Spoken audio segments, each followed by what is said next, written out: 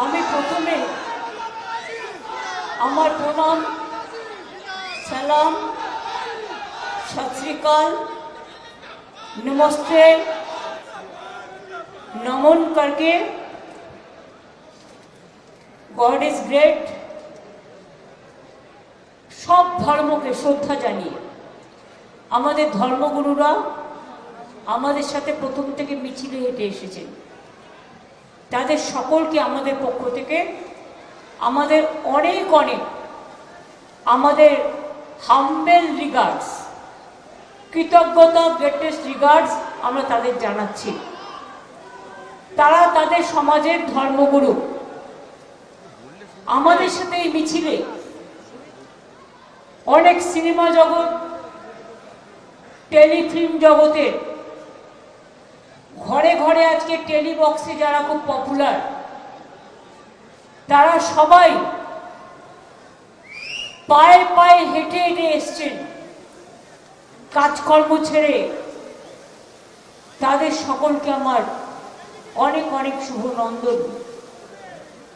আমাদের সাথে মিছিলে এসছেন অনেক খেলোয়াড় যারা দেশের গর্ব করেছেন, আন্তর্জাতিক লেভেলে গর্ব করেছেন, রাজ্যে গর্ব করেছেন।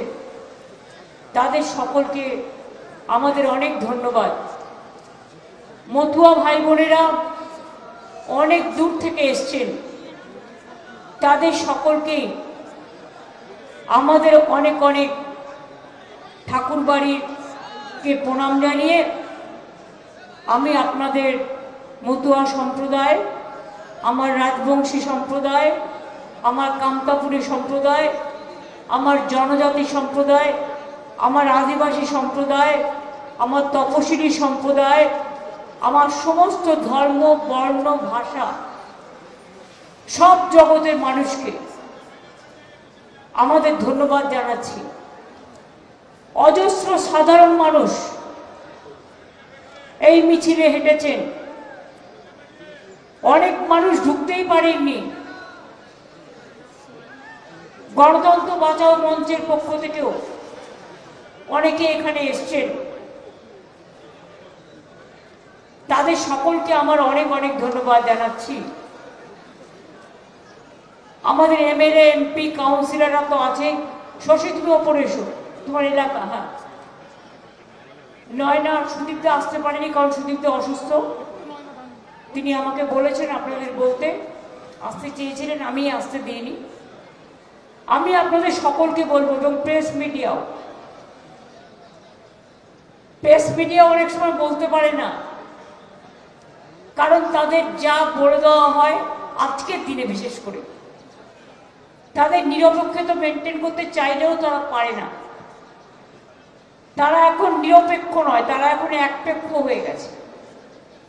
ওদের কোনো দোষ নেই, ওরা তো চাকরি করে। আপনি বলবেন এক, দেখাবে আর এক। আপনি লিখবেন এক, দেখাবে আর এক। কিন্তু ওরাও মনে মনে, আমি মনে করি, ভাবছে আমার ভোটার নামটা বাদ যাবে না তো, আমার বাড়ির লোকের নামটা বাদ যাবে না তো। অনেক আনঅর্গানাইজ সেক্টর আছে, কেউ হকার, কেউ দোকানদার, কেউ বিজনেস করে, কেউ বিভিন্ন জায়গায় কাজ করে, আনঅর্গানাইজড ওয়ার্কার। তারাও ভাবছে আমাদের নামটা বাদ যাবে না তো। পরিযায়ী শ্রমিকরা ভাবছে আমার নামটা বাদ যাবে না তো। মনে রাখবেন, বাংলা ভাষায় কথা বললেই বাংলাদেশি হয় না।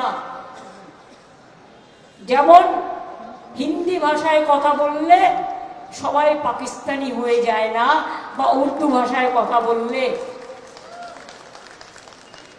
ভারতবর্ষেও একটা পাঞ্জাব আছে, পাকিস্তানেও একটা পাঞ্জাব আছে, কিন্তু সে যখন পাঞ্জাবিরা নাম লেখে, তারা ইন্ডিয়া বলে লেখে, পাঞ্জাব বলে লেখে।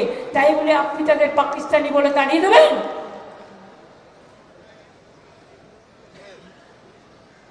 যে যেখানে কাজ করতে যাচ্ছে সবাইকে বাংলাদেশি আখ্যা দেওয়া হচ্ছে।